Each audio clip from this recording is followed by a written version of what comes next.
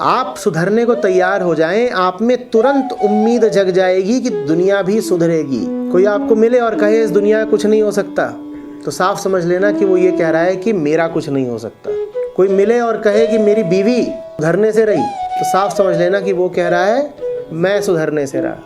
जो सुधरने लगेगा उसको तत्काल दिख जाएगा कि सब सुधर सकते हैं, सबको सुधरना चाहिए, सब सुधरने को आतुर हैं। निर्मलता का, निर्दोषता का स्वाद ऐसा होता है कि फिर वो स्वाद तुम सब में बांटना चाहते हो।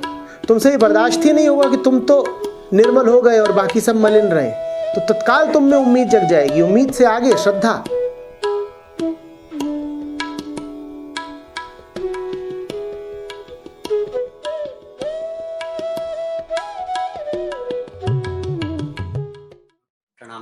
मैं आपका स्पष्टीकरण चाहूंगा कि इतिहास में ये भी देखा गया है कि धर्म परिवर्तन भी सबसे ज्यादा भारतीयों का, या स्पेसिफिकली कहूँ तो हिंदुओं का ही ज्यादा हुआ है। तो उस पर भी मैं आपसे कुछ स्पष्टीकरण चाहूंगा कि ऐसा इतनी आसानी से क्यों धर्म परिवर्तन हो जाता है हिंदुओं का। देखो, एक भूल हो गई है। जो पूरा सनातन धर्म है वो एक की उपासना को लेकर के है। सत्यनिष्ठ है सनातन धर्म, और सत्य के अतिरिक्त किसी पर निष्ठा नहीं होनी चाहिए। सत्य एक है,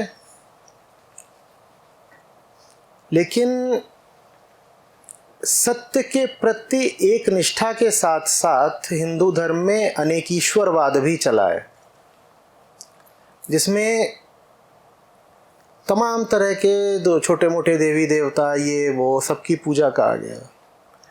अब उसका एक प्रयोजन था, जो प्रकृति की पूजा की गई, जो इतने सारे देवी देवता रचे गए कि ये पूज्य हैं, उसका प्रयोजन था। उसका प्रयोजन ये था कि मनुष्य को जीना तो संसार में ही है, तो संसार के प्रति एक अनुग्रह का भाव होना चाहिए। संसार में जो कुछ भी हो उसके प्रति एक मैत्री का, अपनेपन का भाव होना चाहिए। तो इसलिए संसार में जो कुछ भी है उसको भी पूजनीय मानो। लेकिन हुआ क्या कि इस चक्कर में हिंदुओं ने संसार को ही पूजना शुरू कर दिया। वो जो एक ब्रह्म है उसको बिल्कुल भूल गए। ये जो बाकी सब तत्व थे जिनकी सनातन धारा में आराधना होती थी, वो तत्व इसलिए थे ताकि वो आपको ब्रह्म की ओर, माने मुक्ति की ओर ले जा सकें। पर मुक्ति को हम बिल्कुल भूल गए। हमने अपने सामने जो मूर्ति रख ली, हमने उस मूर्ति को ही भगवान समझ लिया।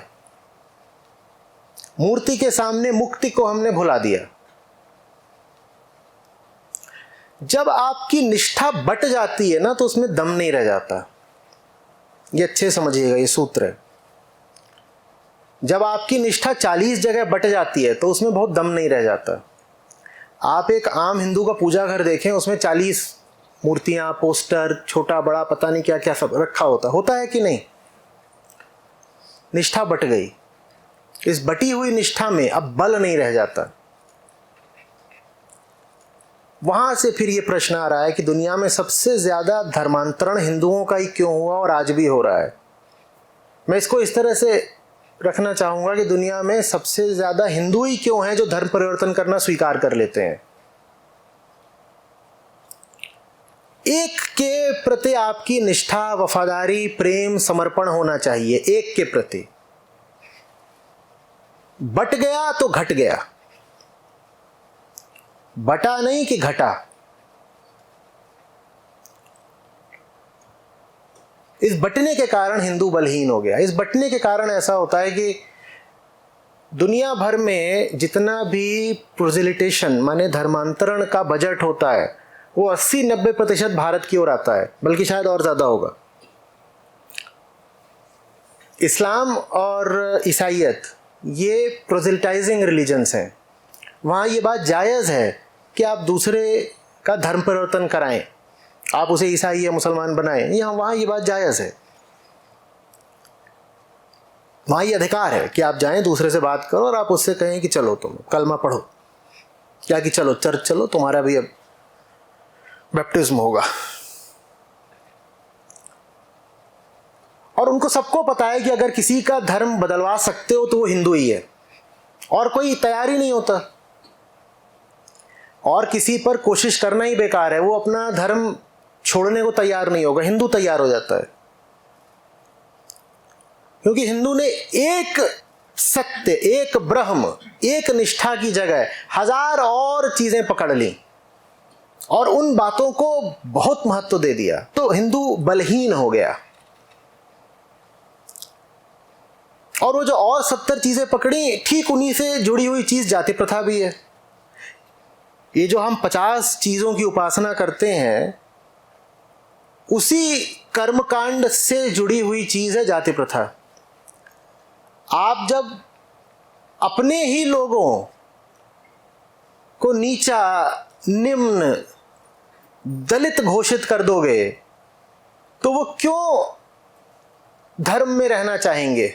वो तैयार हो जाते हो, कहते हैं हम जा रहे हैं, हम दूसरा धर्म स्वीकार कर लेंगे। हमें मिल भी क्या रहा है भाई? दुनिया के सब धर्म इतना तो करते हैं कि दूसरे धर्मों को नीचा समझते हैं, ये बिल्कुल है।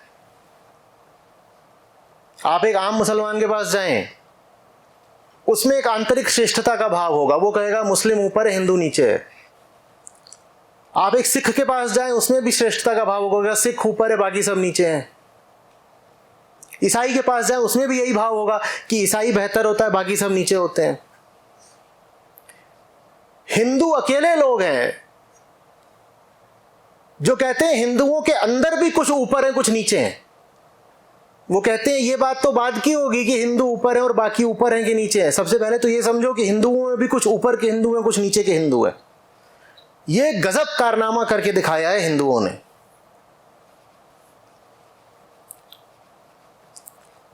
जब तुम अपने ही घर के अंदर अपने कुछ भाई बहनों को नीचे का घोषित कर दोगे तो वो भाई बहन तुम्हारा घर छोड़ के जाएंगे कि नहीं जाएंगे?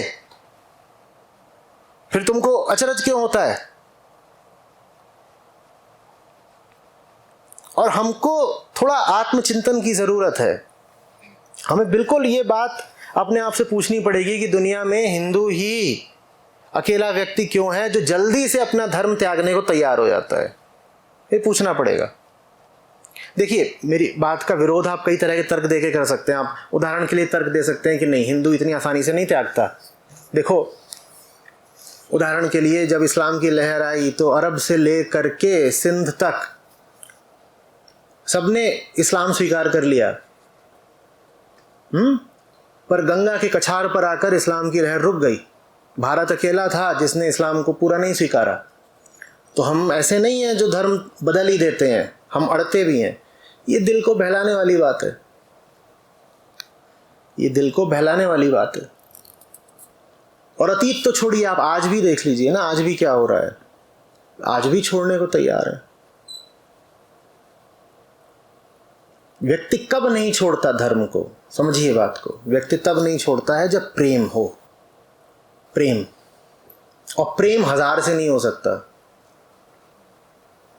जो 1000 से प्रेम करता हो उसका प्रेम कैसा होगा? कैसा होगा? हाँ, कैसा होता है? प्रेम ही नहीं है ना। प्रेम तो एक से हो सकता है ना। हाँ, एक निष्ठा नहीं है सनातन धारा में, इसलिए सनातन धारा इतनी बलहीन हो गई। एक निष्ठा, सबके अपने अपने हैं, सबके अपने अपने हैं, अपने अपने रीति रिवाज, अपनी अपनी मान्यताएं, अपने अपने विश्वास। और इसको फिर हम बोलते हैं यही तो हमारी खूबसूरती है, हमारी विविधता। हम सब कुछ स्वीकार कर लेते हैं, सब कुछ चलता है। कोई कौवे की पूजा कर रहा है, वो भी चलता है, कहते कौवा ही तो असली है, यही है।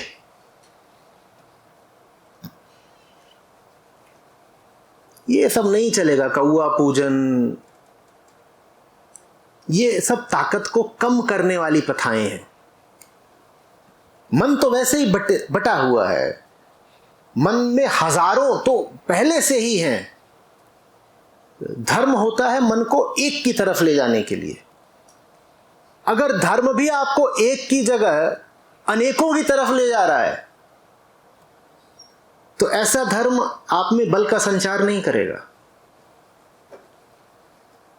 बात समझ में आ रही है? और समझना, वो जो एक है ना जिसके प्रति आपकी निष्ठा होनी चाहिए, वो ऐसा होना चाहिए कि उससे ऊपर का कुछ हो ही ना। बात थोड़ी सी सूक्ष्म है, ध्यान देंगे तो ही समझ में आएगी। भाई अगर मैं कहता हूं कि एक है मेरा मालिक और बस मैं उस मालिक के आगे झुकता हूं, किसी और के आगे झुकूंगा नहीं, तो फिर मेरा वो मालिक कैसा होना चाहिए? वो मेरा मालिक फिर अव्वलों में अव्वल होना चाहिए, बियॉन्ड द बियॉन्ड होना चाहिए। ठीक, तभी तो उस मालिक से मुझे ताकत मिलेगी ना। अब अगर मैंने अपना मालिक ही ऐसा बना लिया जिसको लेकर के 100 कहानियां मैंने ही रची हैं, तो उस मालिक को लेकर के वाकई मुझ में विश्वास ही कितना आएगा? दिल ही दिल तो मैं जानता हूं ना कि उस मालिक को लेकर कहानियां भी तो मैंने ही बनाई हैं। ऐसे मालिक में ही कितना दम है जिसकी कहानियां मैं ही बनाता हूं? बोलो जल्दी। इसीलिए वो जो मालिक है, वो जो एक सत्य है, जो ब्रह्म है, उसको इंद्रियतीत होना बहुत जरूरी है, ट्रांसेंडेंटल होना बहुत जरूरी है। वो ऐसा होना चाहिए जिसके बारे में ना तुम सोच सको ना कुछ कह सको। वही समस्त उपनिषदों का लक्ष्य है। उसी की बात बार बार भगवत गीता में हुई है। वो ऐसा होना चाहिए जिसकी बात ना जबान कर सकती हो, आंखें जिसको देख नहीं सकती, कान जिसको सुन नहीं सकते, जिसकी कोई मूर्ति नहीं हो सकती, जिसकी कोई छवि नहीं हो सकती, जो बिल्कुल निर्गुण हो, जो एकदम निराकार हो। तभी तो उससे ताकत आएगी ना। क्योंकि जो सगुण है, साकार है, वो तो हमारे ही जैसा है।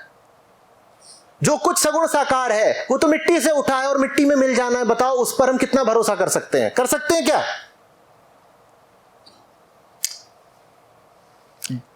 जिस किसी के बारे में कोई कथा कहानी बनाई जा सकती हो, वो तो हमारे ही जैसा हो गया ना। तो वो जिसके लिए हम में निष्ठा होनी चाहिए, वो ऐसा होना चाहिए जिसके बारे में कोई कहानी कही नहीं जा सकती, जो वाणी की पहुंच से आगे का हो। लेकिन देखो, हमारी जिनमें निष्ठा है वो सब कौन है? हमने कहानियों में अपनी निष्ठा रख ली है। हम पौराणिक लोग बन गए हैं। कहानियां ही कहानियां हैं हमारे पास। फिर फलाने भगवान ने ऐसा कहा, फिर वो इसके पास गए, फिर फलाने मुनि ने ये करा तो फलानी देवी कुपित हो गई, फिर ऐसा हुआ, फिर वैसा हुआ। इन कहानियों से बल थोड़ी ही मिलेगा। इसलिए फिर जब परीक्षा की घड़ी आती है तो हिंदू अपने आप को कमजोर पाता है, क्योंकि उसके पास बस कहानियां हैं।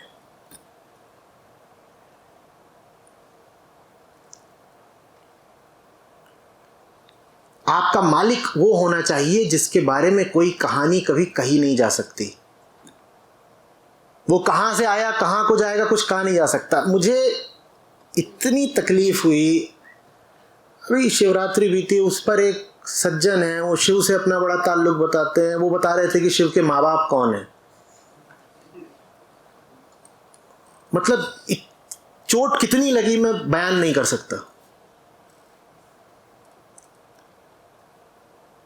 जो परम है, जो उच्चतम है, जो अनादि है, तुमने उसके भी माँ बाप की बात कर दी। जिसका माँ बाप है कोई, वो तो फिर तुम्हारे ही जैसा हो गया ना। क्योंकि अगर उसका जन्म हुआ है तो मृत्यु भी होगी। जिसकी मृत्यु हो सकती है वो अनंत कहां हुआ? और अगर वो अनंत नहीं है तो तुम्हें अनंत बल कैसे देगा? लेकिन भारतीयों ने ये बड़ी भूल कर दी है। हमने परम शक्ति को भी अपनी कहानियों का विषय बना लिया और नाचना शुरू कर दिया। हम खूब नाचते हैं। हमें बड़ा मजा आता है बताने में कि फिर शिव ने क्या कहा, और पौराणिक कहानियां भरी हुई हैं इन सब बातों से कि फिर शिव रोने लग गए। हमने अपने आराध्यों को भी बिल्कुल अपने जैसा बना डाला। और अगर आपका आराध्य आपके जैसा है तो वो आपकी सहायता कैसे करेगा? आपकी सहायता तो वही कर सकता है ना जो आपसे कहीं ज्यादा श्रेष्ठ हो। हमने अपने आराध्यों को भी बिल्कुल अपने जैसा बना दिया। हमें बड़ा मजा आता है, अहंकार को तुष्टि मिलती है ना, कि देखो वो जो भगवान है, भगवान भी हमारे ही जैसे हैं। जैसे हमारा परिवार होता है ऐसे भगवान का परिवार है, पति पत्नी 2 बच्चे। इससे यह सिद्ध होता है कि मेरी जिंदगी ठीक चल रही है, क्योंकि जैसे ये मेरा परिवार चल रहा है वैसे भगवान का ही मैं परिवार बना दूंगा। अगर तुमने अपने भगवान को अपने ही जैसा बना डाला तो मुझे बताओ वो भगवान तुमसे श्रेष्ठ कहां रहे, वो कैसे तुम्हारी सहायता करेंगे?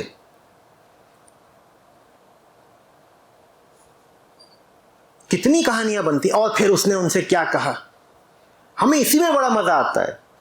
हमने अपने आराध्यों को अपनी गॉसिप का विषय बना दिया है। और फिर धीरे से देवी मुस्कुराई। तुमने देखा था क्या? ये कैसी बातें कर रहे हो? ये जो कथाएं होती हैं, भागवत कथा और अन्य कथाएं जो होती हैं, वहां कभी जाके देखने कथावाचक क्या कर रहे होते हैं। और तभी फलानी गोपी का घूंघट धीरे से सरक गया। ये क्या कर रहे हो? कौन सा रस है? और इतना मजा आता है, महिलाओं को खड़ी होकर नाचना शुरू कर देती हैं, धिनचक धिनचक नाचे ही जा रही हैं। ये धर्म है?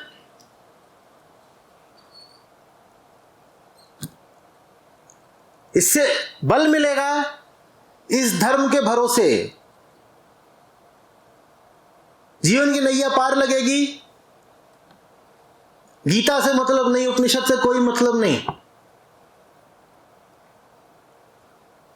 जो एक सत्य है उसके अनुसंधान से कोई मतलब नहीं। किससे कहानियां, नाच गाना, नाचो। इस नाच गाने ने हमें कहीं का नहीं छोड़ा।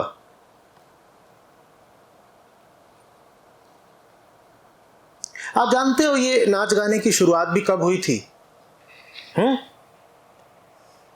ये थोड़ा सा मुड़ेगी कहानी, उत्सुकता हो तो ही बताऊं। ये सब था नहीं सनातन धर्म में।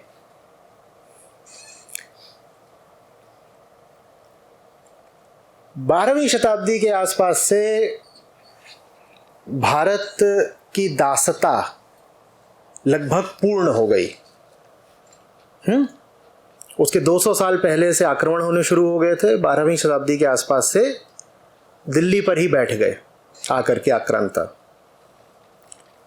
और आक्रांताओं के पास राजनीतिक कारण थे, आर्थिक कारण थे, लेकिन धार्मिक कारण भी थे। ठीक है, आर्थिक कारण ये थे कि यहाँ का पैसा उन्हें लूटना होता था। राजनीतिक कारण ये थे कि उन्हें अपने क्षेत्रफल का विस्तार करना होता था। लेकिन हम इनकार नहीं कर सकते कि तुर्कों के पास, अरबों के पास, मंगोलों के पास जिन्होंने बीच बीच में आक्रमण करे, और मुगलों के पास धार्मिक कारण भी थे। तो उन्होंने धार्मिक अत्याचार भी करे।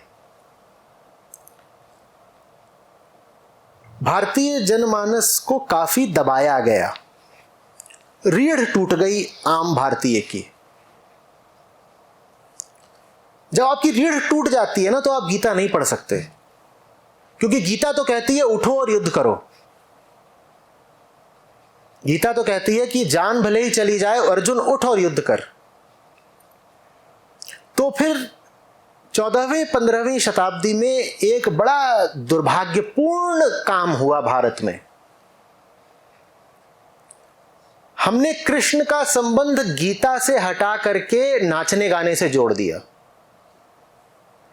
क्योंकि गीता को छूना मुश्किल हो गया था। मंगोल बैठे हुए हैं, मुगल बैठे हैं, मुसलमान बैठे हैं, गीता पढ़ोगे कैसे? गीता कह रही युद्ध करो, युद्ध करोगे तो मारे जाओगे। तो हमने कहा गीता अलग रखो। फिर ज्यादा महत्व देना शुरू किया भागवत पुराण को, क्योंकि उसमें सुविधा है। वहां पर क्या है बातें? रासलीला, नाचो गाओ। तो एक पूरा कल्ट ही निकल आया जो नाचने गाने लगा। उसका कारण यही था, हिम्मत की कमी।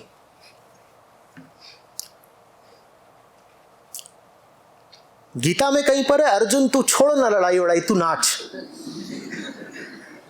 गीता बोलती है अरे अगर युद्ध भूमि है जीवन तो युद्ध करो ना। अगर तुम्हारे देश पर, अगर तुम्हारे धर्म पर आक्रांता चढ़ आए हैं तो युद्ध करोगे ना, या नाचोगे?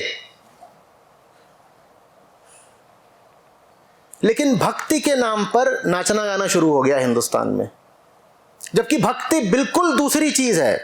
भक्ति में ये नहीं है कि कृष्ण पुरुष है, मैं उनकी स्त्री हूं, मैं नाचूंगी, ये बिल्कुल भी नहीं है। भक्ति के नाम पर लोगों ने ये सुविधा निकाल ली कि अब लड़ना नहीं पड़ेगा। कर्मयोग में क्या करना पड़ता है? कर्म। भक्ति में नहीं करना है। ठीक, पिटाई हो रही है, होती रहे, हम तो कीर्तन कर रहे हैं अंदर और फिर नाच लेंगे। बाहर पिटाई चल रही है, अंदर कीर्तन चल रहा है। सुविधा है, बराबर की बात। ये पाखंड की सुविधा है, ये बड़ी कायर सुविधा है या नहीं है? हाँ।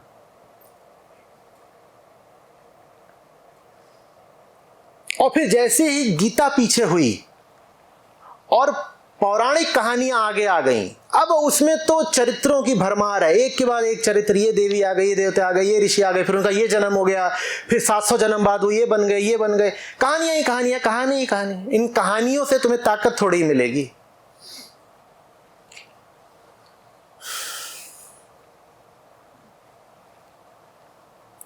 आज भी भारत में जो लोग अपने आप को कृष्ण के अनुयायी बोलते हैं, उन तक में व्यवहारिक रूप से आप अगर देखिए तो गीता का कम महत्व है और भागवत पुराण का ज्यादा, क्योंकि गीता में मनोरंजन नहीं है। गीता सीधे सीधे ठोस युद्ध के लिए ललकारती है। खड़े हो जाओ, कोई बेकार की बात नहीं अर्जुन, चुपचाप खड़े हो जाओ, युद्ध करो। गीता पढ़ना आम आदमी के लिए बड़ा खतरनाक है, उसकी हिम्मत ही नहीं है युद्ध की, वो गीता पढ़ के क्या करे। तो फिर लोग जाकर के पौराणिक कहानियों में शरण लेते हैं, और वहां शरण लेने से न आप में बोध आता है न बल।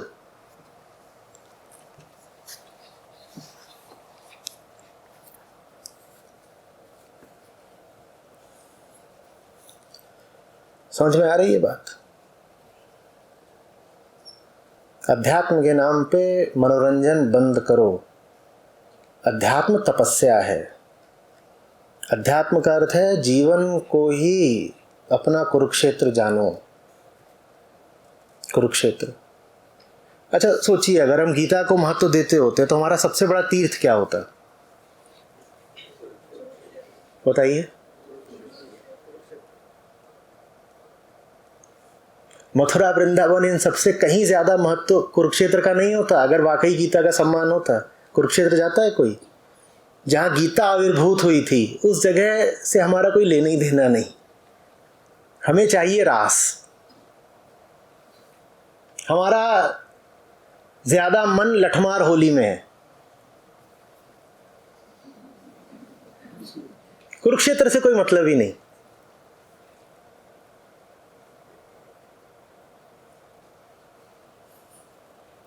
सबसे ऊंचा तीर्थ होना चाहिए था, है ना?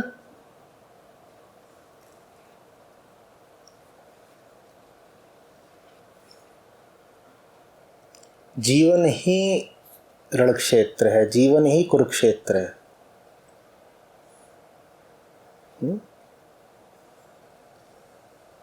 सतत संघर्ष ही साधना है। यही है अध्यात्म।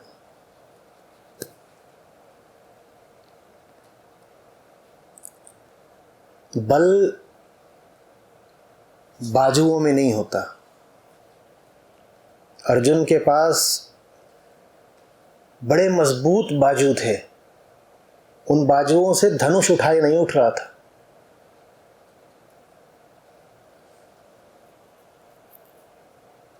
धनुष नहीं उठाया जा रहा, पांव कांप रहे हैं, वो रथ के पीछे जाकर के धप्प से बैठ गए थे। कोई बल नहीं बचा था। बल आता है कृष्ण की निकटता से। कौन से कृष्ण की निकटता से? गीता वाले कृष्ण की निकटता से। बल आता है जब आप सांख्य योग पढ़ते हो, जब आप निष्काम कर्म योग पढ़ते हो, बल वहां से उठता है। और जब वैसा बल उठता है तब किसी की हिम्मत नहीं होती कि आके आपका धर्म परिवर्तन करा दे। तब आप कहते हो जान ले लो। युद्ध है, युद्ध में जान तो चली जाती है कई बार। तुम जान ले सकते हो हमारी, लेकिन हमें कृष्ण से दूर नहीं कर सकते। अर्जुन अगर मरते भी तो रथ पर ही मरते, कृष्ण के साथ ही मरते।